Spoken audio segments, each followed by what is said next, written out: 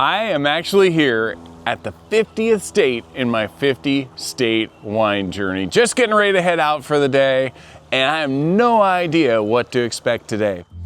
You may know Vitis vinifera grapes, wine grapes, typically grow between 30 degrees north latitude and 50 degrees north latitude. Well, we're way more north than that here in Anchorage, Alaska. So I have no idea what kind of wines we're gonna try today. But hey, that's what this trip is all about. So we're gonna go do some sightseeing and then try some wine and then see which one of those wines pairs with Alaskan salmon, one of my favorite fishes in the world. So come with me and Mrs. K and let's go see what Alaska is pouring for us today.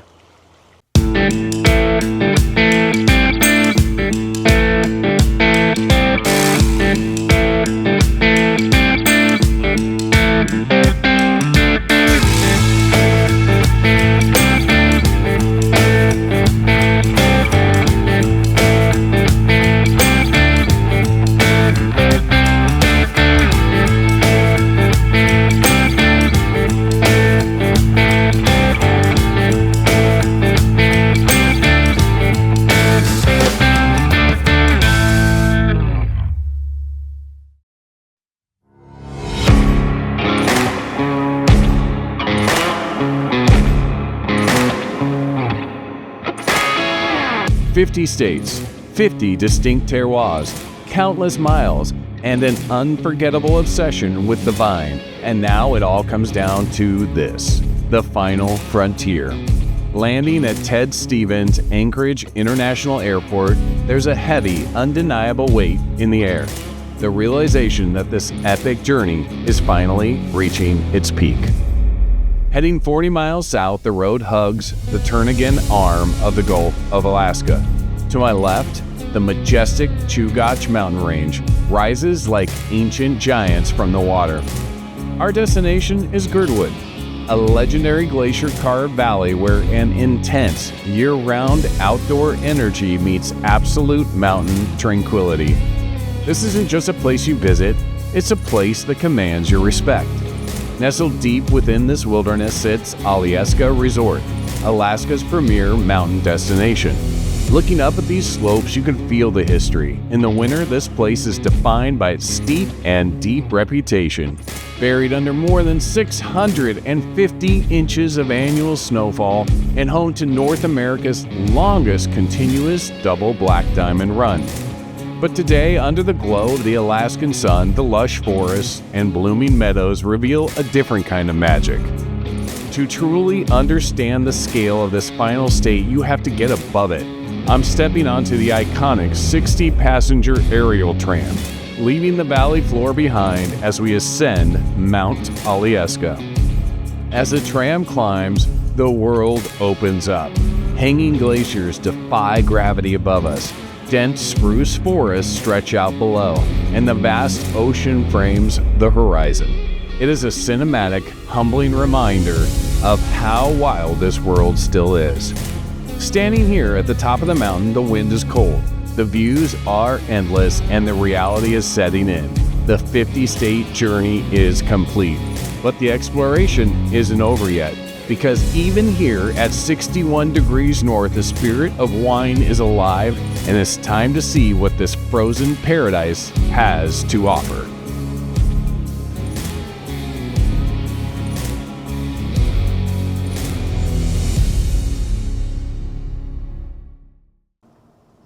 Wow, what a view. I am on top of Mount Alyeska, just south of Anchorage.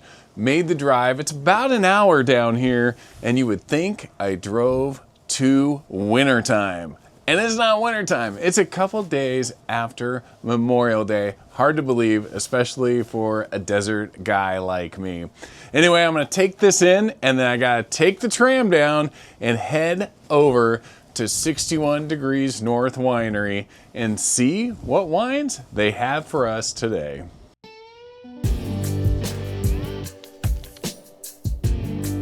To understand wine in Alaska, you have to leave behind traditional notions of rolling vineyards and sun-drenched estates. You have to look for passion where you least expect it. Here at 61 degrees north latitude, the dream of winemaking didn't start in a valley. It started in an Anchorage kitchen. Driven by trial, error, and an undeniable obsession, that small-scale passion outgrew its walls, forcing a choice: slow down or build something permanent. Welcome to 61 Degrees North Winery. While Alaska's climate prevents a traditional vineyard, it hasn't stopped the craft.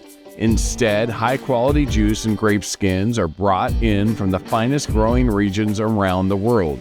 From the valleys of California to the coast of New Zealand, every drop is carefully fermented, aged, and bottled right here in the heart of Anchorage. The lineup here is an ambitious testament to global terroir.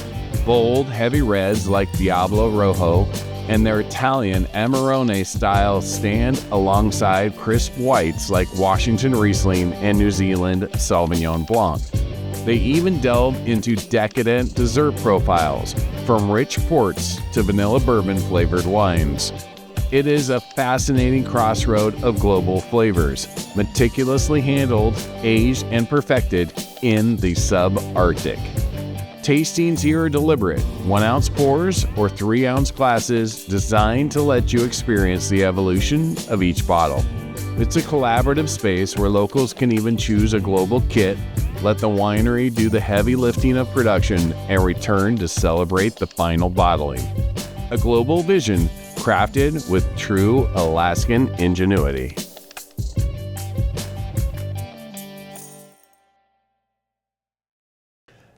Partaking right now in a wonderful old vine Zinfandel right here in the X-Files room. How cool is this? At 61 Degrees North Winery. Pretty excited. So you can see, of course, they bring in all their grapes from the lower states because they have to. They can't grow them up here at this latitude. And I thought this was pretty intriguing. This was the winemaker's favorite, and so I'm excited to give it a go myself. Let's give it a go on the nose. There's an interesting smokiness that comes through. There's definite hint of oakiness there, but there's a smokiness level that comes through, and then you get a little bit of like a black moss almost to it. It's gonna be interesting. Let's give it a go on a palate.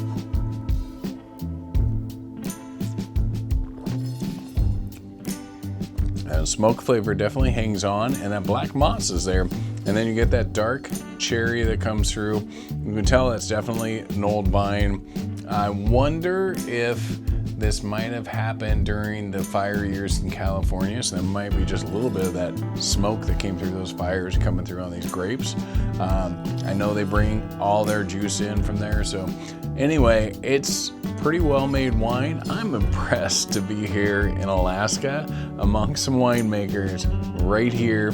They were just telling me stories, the winemakers, that they have to change laws regularly because they're the only winemaker around, and so they kind of try to fit them in the bar scene laws or the brewery laws. And of course, they got some very specific requirements here as a winery. So anyway, if you get by, support everybody here because there's a lot of work and a lot of effort that goes into creating an environment like this in a place that really hasn't seen a winery before. So I'm joining my buddy here, the polar bear here in Alaska, and I figured for a white bear you gotta have a white wine. So I've got a Sauvignon Blanc here, and this is actually a Chilean Sauvignon Blanc, and it's pretty amazing because once you start sourcing your grapes and making your wine yourself here, you can source from anywhere. So they decided to source their Chilean Sauvignon Blanc, and let's see how this goes on the nose. And that's got that Sauvignon strength, that aroma that is very, very recognizable. It's got that grassiness, that herbaceousness that you see with a little bit of lemon. Let's see how it goes on the palate.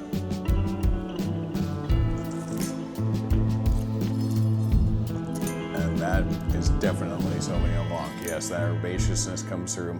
That meadow grass is there, and then you get that hint of lemon here. I would say the citrus is a little bit muted, a little bit more heavy on the grassiness on this one.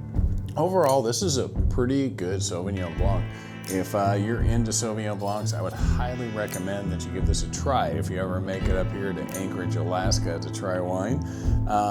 But it's definitely not gonna be what pairs with that salmon tonight. So still working my way through the tasting. I can't wait to figure out which one of these wines are gonna pair well with it. I know that old Zinfandel won't, and I know this one won't. So I gotta find some more wines that might go with it.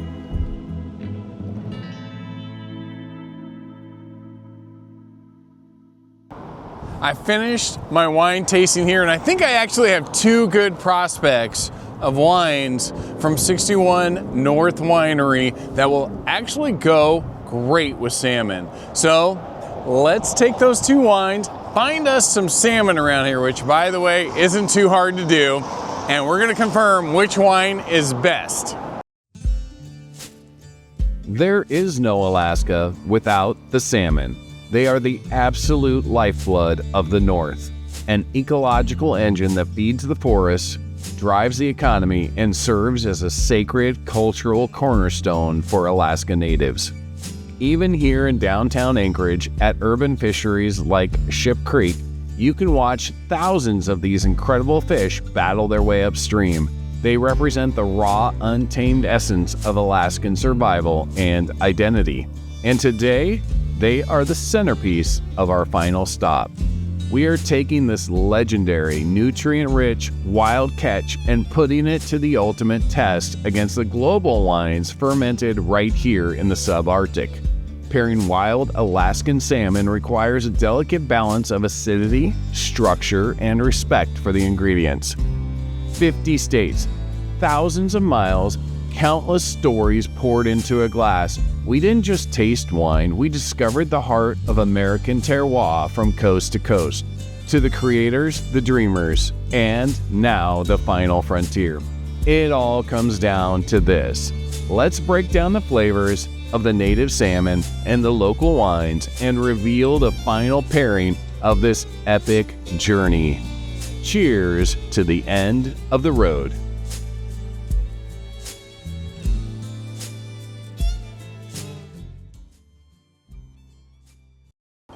So I've got my salmon and I've got the two wines I thought from my tasting earlier today that would pair great with this salmon. And I'm sitting out here next to Chester Creek and really enjoying a beautiful sunny day. Of course, we got planes continuously going overhead, a lot of float planes, probably heading out to catch some of this salmon that's on my plate.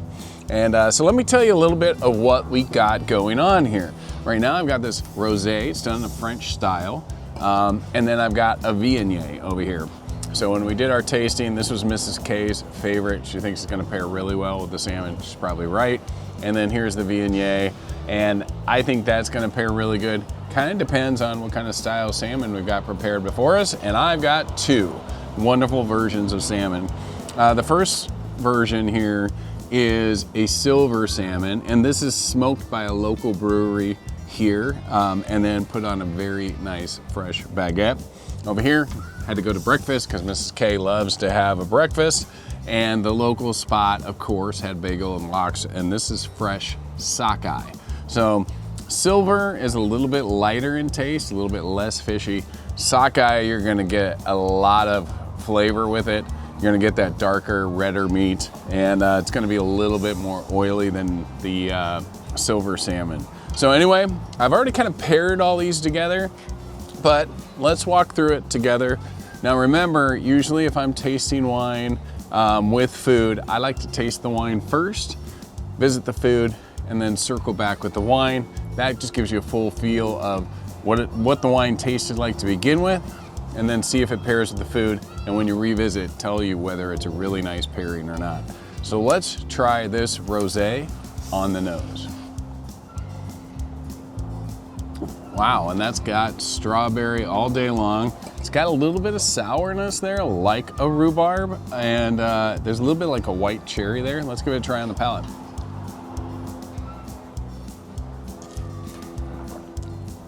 and that strawberry rhubarb holds up. And it's a really nice finish. I would call it almost like a medium finish. I'm surprised it lasts on that long. I'm always surprised I'm sitting in Alaska and I'm trying wine made in Alaska. Now, of course, the grapes are from Southern 48, but the wine itself is made right here. Now, when I did the tasting, I thought this wine tasted best with the silver salmon, so that's what I'm gonna try right now. And let me tell you, that salmon is fantastic. They did almost nothing to it. They just let the salmon be the salmon and put it on a nice baguette. So just beautifully, beautifully done. Let's revisit this wine.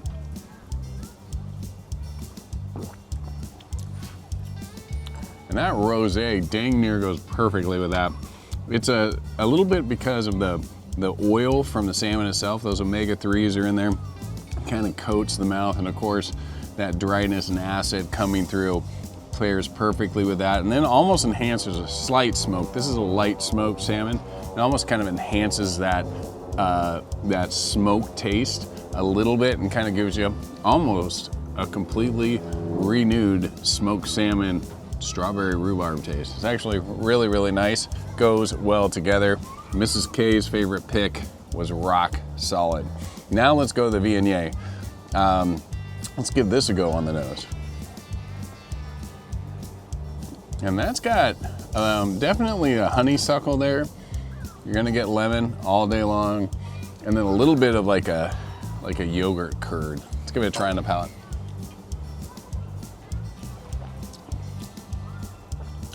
Oh, and you get like they say apricot on here, and I do taste an apricot. I get lemon, very strong lemon, and then almost a honey. I wouldn't say honeysuckle. I'd actually go with a little bit of like a honey flavor to it, although it's not sweet, it's not dry or anything like that. Overall, pretty decent Viognier, and I like to pair that with this Sockeye right here that's on the Everything Bagel. So let's give that a try.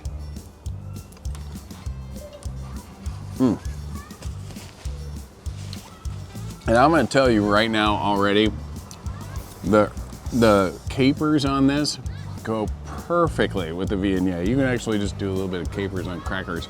Probably go perfect with this, but of course I'd suggest put some Sockeye on that. And now the Sockeye is a little more rich than the silver salmon. A Sockeye comes off way more flavor, a little more powerful on the palate, and just delicious. Really like it. Let's revisit the Viognier.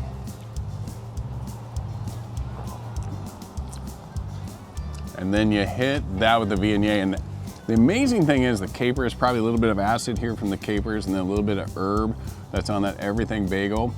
Kind of mellows out the Viognier. This brings it down a notch.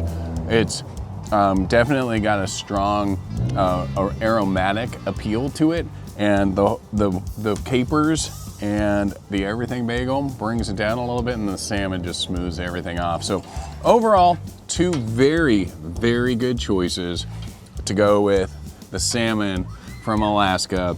And I can't believe I just finished the 50-state wine journey. This was state 50. It was an amazing, amazing accomplishment to get through all 50 states, try wine in all 50 states, and I can definitively say, without a doubt, they truly are making wine in all 50 states. I'm gonna say so long for now, and I hope I get to see you somewhere on the wine trail.